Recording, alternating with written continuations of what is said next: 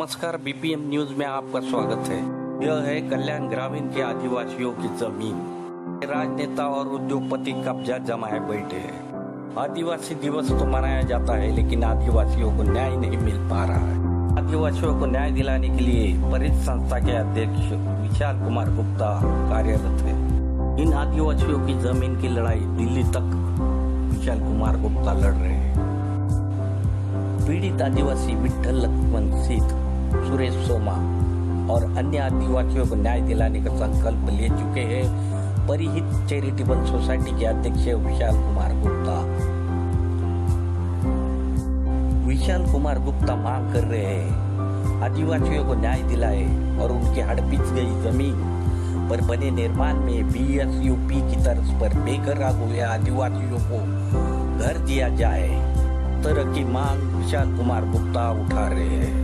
आदिवासियों की यह जमीन नेता और बिल्डरों ने हड़पी है। भाजपा नेता महेश कुरमानी के आशीर्वाद से यह कार्य धड़ल्ले से चल रहा है। इस तरह का आरोप विशाल कुमार गुप्ता द्वारा लगाया गया है। क्या आदिवासी दिवस पर आदिवासियों को न्याय मिलेगा? इस तरह का सवाल अब पूछा।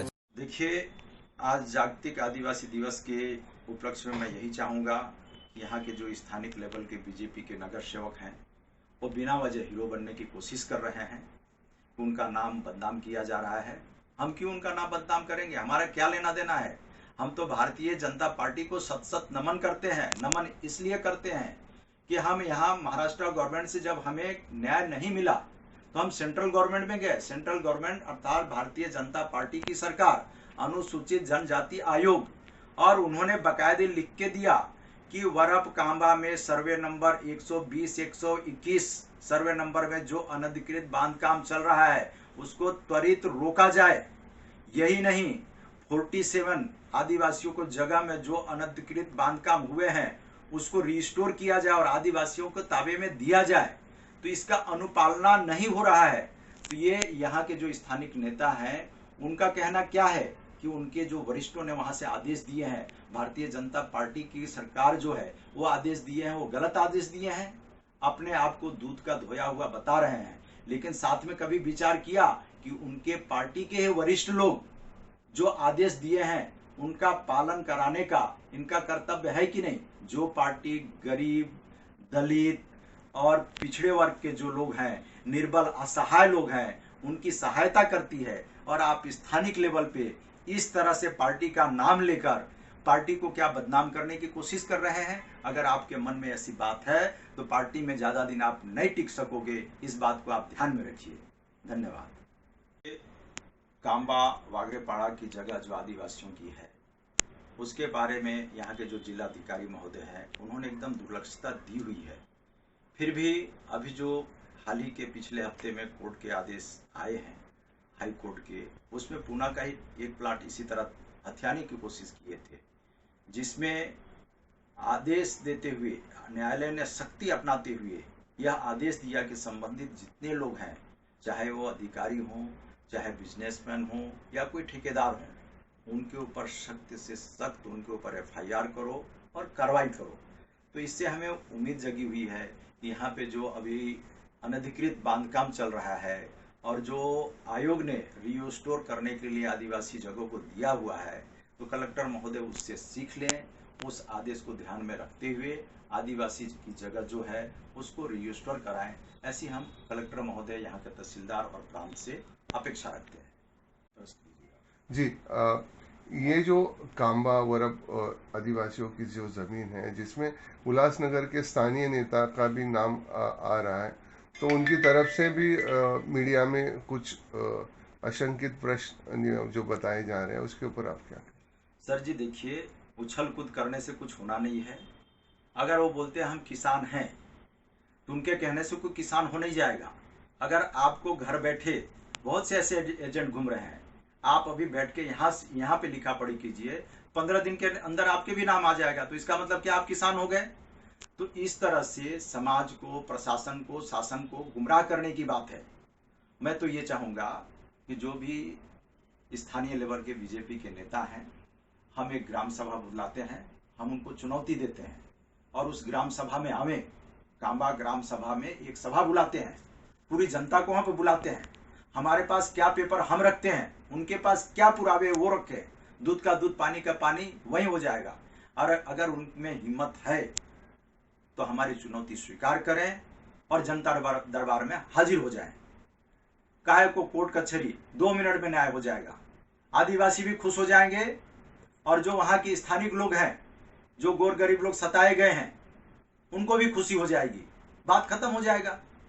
तो बात को खींचने मरोड़ने से कोई मतलब नहीं है। मैं पुनः उनसे ऐसी विनती करूंगा कि बिना वजह बात को बढ़ाएं नहीं। आपके पास पैसा है, आप लड़ना चाहते हैं कोर्ट में कचहरी में, इस बात को ले जाके लंबा खींचना चाहते हैं, उससे कुछ हासिल होना नहीं है। महोदय, जो 9 साल पहले केस हमने 10 साल पहले लड़ा था, उसमें एक स्थानिक लेवल की तलाटी थे, वो सस्पेंड हो गए, उनके 2-3 बच्चे थे, उनकी पत्नी थी, उनकी क्या दशा होगी। उनका कहना है कि इन नेताओं की वजह से मैं बलि का बकरा चढ़ गया, तो इंक्वायरी हो तो कम से कम ये तो आए, तो दूध का दूध पानी का पानी हो। तो हम तो चाहते हैं इंक्वायरी हो।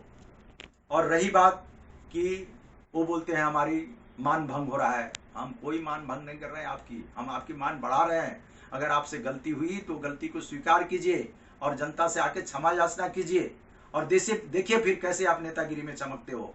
लेकिन आप इस तरह से दोहरी नीति की व्यवहार करेंगे तो भविष्य में आपके भविष्य के लिए ये चीज अच्छा नहीं है, ऐसा मुझे लगता है। फिर भी आप मालिक हो, आपकी सोच है, आप अपने हिसाब से जो करें वो सही है, ऐसा मैं नहीं मानता हूं। दुनिया में कुछ नियम कायदा बनाए गए हैं, कानून के कुछ नियम है, उसका पालन हो, हमारा कहना यही है। और हमने कोई भी जो हमारे पास पुरावे हैं, जो हमारे पास पेपर हैं, हम सिर्फ उसके आधार पे बोले हुए हैं। अगर हम कुछ गलत बोल रहे हैं तो हम फांसी पे चढ़ने के लिए तैयार हैं, आप चढ़ा दो हमें फांसी पे, लेकिन पुरावे हैं हमारे पास, उसको आप कैसे झुठला सकते हो। धन्यवाद।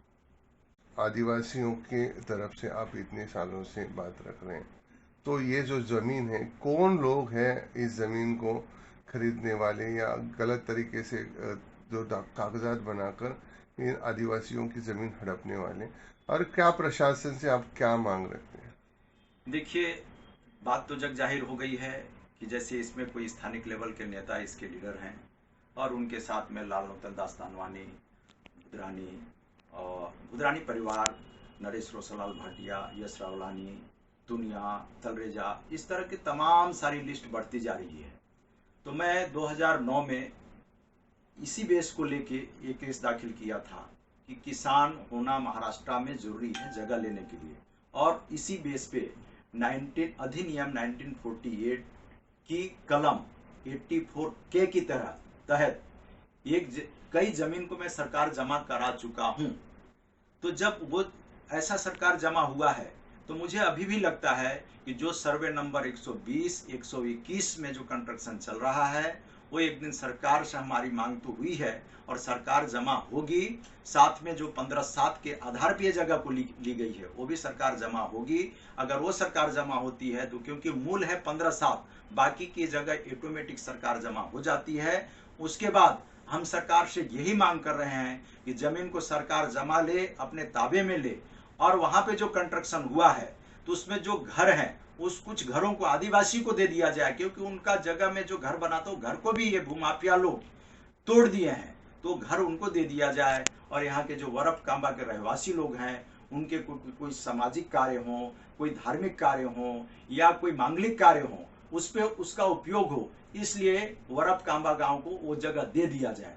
वो जगह मतलब जो कंस्ट्रक्शन है उसको दे दिया जाए। हम बार बार सरकार से ऐसी मांग कर रहे हैं और हमें पूरा उम्मीद है कि जिस कलम के तहत 10 साल पहले सरकार जमा जगह हुई थी, उसी कलम के तहत ये जगह अवश्य सरकार जमा होगी और गरीब आदिवासियों को न्याय अवश्य मिलेगा, ऐसा हमें पूरा भरोसा है।